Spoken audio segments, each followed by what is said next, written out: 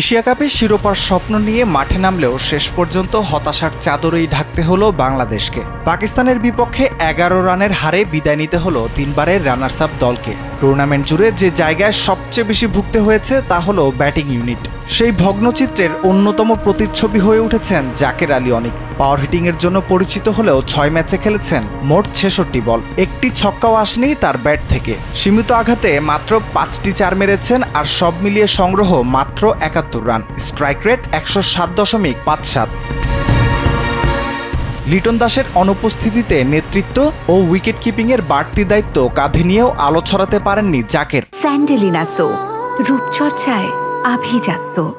অথচ টুর্নামেন্ট শুরুর আগে পাওয়ার হিটিং কোচ জুলিয়ান উডের প্রশংসা কুড়িয়েছিলেন তিনি। কোচিং ক্যাম্পে নাকি তার উন্নতিও ছিল দৃশ্যমান, কিন্তু বাস্তব মঞ্চে তা যেন উধাও হয়ে গেল। শ্রীলঙ্কার বিপক্ষে এক ইনিংসে ৪১ রান করে খানিকটা ঝলক দেখালেও তা দলের প্রয়োজন মেটাতে যথেষ্ট হয়নি। বাকি ম্যাচগুলোয় ছিলেন একেবারেই ম্লান। দলের ব্যর্থতার কথা স্বীকার করলেও নিজের পারফরমেন্স নিয়ে মুখ খোলেননি জাকের। সব মিলিয়ে এশিয়া কাপে বাংলাদেশের ব্যর্থতার প্রতিচ্ছবি যেন হয়ে থাকলো তার ব্যাট।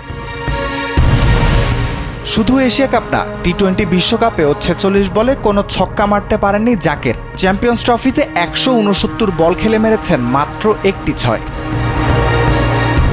এশিয়া কাপে বাংলাদেশের এমন পারফরমেন্সে আবারও হতাশ লাল সবুজের ভক্তরা। এত অনুশীলন আর এত সুবিধা, সকল কিছুই গেল বিফলে।